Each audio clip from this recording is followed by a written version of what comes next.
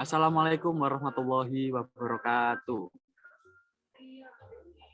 Waalaikumsalam warahmatullahi wabarakatuh. Baik, di sini kami akan mempresentasikan hasil kerja kelompok kami mengenai mata kuliah komunikasi kelompok dan organisasi. Nah, di sini kita akan membahas mengenai birokrasi organisasi. Untuk kelompok kami, anggotanya yaitu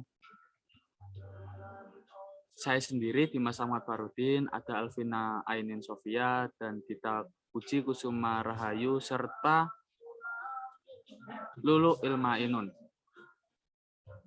Langsung saja pada pembahasan, di sini akan saya jabarkan mengenai definisi organisasi, definisi birokrasi, definisi organisasi, birokrasi organisasi, dan faktor-faktor organisasi.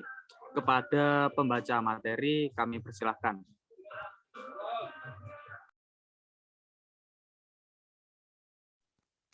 Yang pertama, definisi birokrasi. Max Weber mendefinisikan birokrasi sebagai bentuk organisasi yang penerapannya sesuai atau berhubungan dengan tujuan bersama yang ingin dicapai.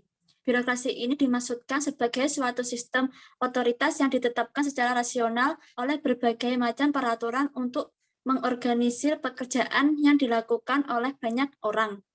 Selanjutnya, definisi organisasi. Organisasi merupakan sebuah kerangka hubungan sosial yang sifatnya terstruktur, di mana di dalamnya tercantum apa yang menjadi wewenang, pembagian tugas atau kerja, dan tanggung jawab untuk menjalankan suatu fungsi tertentu. Perbedaan penting antara organisasi dan kelompok terletak pada adanya birokrasi. Organisasi memiliki sistem yang mengatur dirinya, yaitu birokrasi. Saya lanjutkan ke moderator. Baik, untuk selanjutnya langsung dibacakan saja oleh pemateri. Dipersilahkan. Baik, selanjutnya yaitu birokrasi organisasi. Menurut Max Weber, birokrasi merupakan suatu organisasi dalam masyarakat. Apabila suatu birokrasi telah mempunyai tujuan tertentu, birokrasi tersebut tidak boleh menyimpang dari tujuannya semula. Organisasi maupun birokrasi hanyalah alat dari keinginan manusia untuk mencapai keinginan yang dicita-citakan. Itulah hakikat yang sesungguhnya, karena baik organisasi maupun birokrasi banyak melibatkan komponen manusia yang punya kemauan untuk berbuat sesuatu yang bermotifkan kebutuhan, keinginan serta dorongan atau impuls. Bagi Weber, istilah birokrasi tidak dapat dipisahkan dengan istilah rasionalitas karena menggunakan pemikiran rasional dalam mengembangkan organisasi. Sehingga gagasan Weber ini seringkali disebut dengan istilah birokrasi rasional. Baik, saya kembalikan ke moderator. Baik, untuk selanjutnya adalah faktor-faktor yang harus dimiliki organisasi mencapai birokrasi yang rasional. Akan dijelaskan oleh rekan kami, dipersilahkan.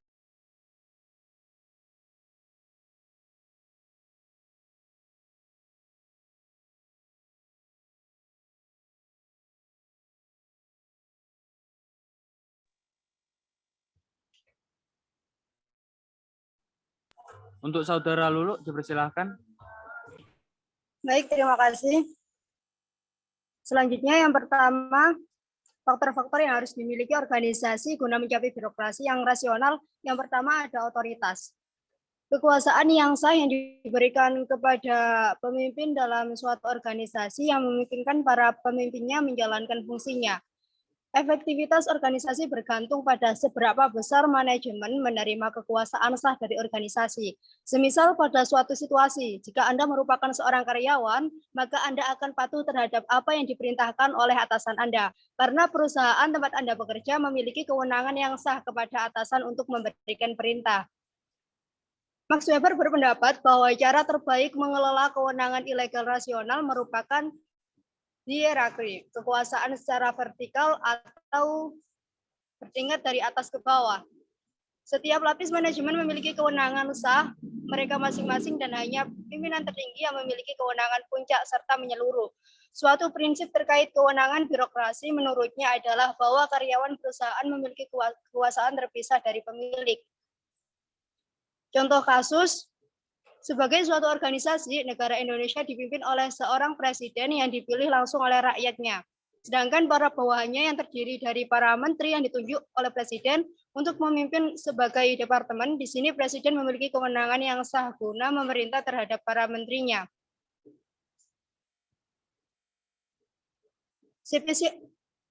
Selanjutnya yang kedua ada spesialisasi. Max Weber menyatakan bahwa spesialisasi merupakan hal penting bagi birokrasi yang rasional dan garis batas yang jelas serta tugas yang memisahkan satu fungsi bagian dengan bagian lainnya dalam organisasi harus dinyatakan dengan prosedur dan aturan yang terperinci. Dengan artian bahwa birokrasi di dalam organisasi itu dapat dilihat kalau di dalam pengerahan tenaga dilakukan secara organik untuk melaksanakan suatu kerja tertentu. Tertib yang ada, seseorang akan tahu tempatnya dalam lingkungan pekerjaan, hubungan kerja dengan bagian atau pejabat-pejabat lain besar yang sehari-harinya mulai ke lantai. Jika kemudian toko tadi berkembang besar, misalnya menjadi supermarket, maka mulailah sifat birokrasinya muncul. Satu atau beberapa orang bertugas khusus di dalam kasir, karyawan lain menangani bagian persediaan, dan orang lain mengurus kebersihan dan seterusnya. Selanjutnya yang ketiga, peraturan akan dibacakan oleh teman kita Alvina Ainin Sofia. Silakan Mbak Alvina. Yaitu peraturan atau regulasi. Disiplin kerja juga diperlukan di samping peraturan-peraturan formal, yaitu ketaatan untuk menjalankan pekerjaan sebagaimana yang ditentukan. Disiplin kerja di sini sejak awal harus ada, meskipun peraturan-peraturan formalnya belum ada. Menurut Weber, aturan organisasi haruslah rasional, yang berarti bahwa aturan dirancang untuk mencapai tujuan organisasi. Dan supaya organisasi dapat mengikuti segala hal yang terjadi, maka setiap kegiatan operasional organisasi perlu dicatat, dan catatan perlu dipelihara secara hati-hati dan cermat agar aturan dapat dievaluasi.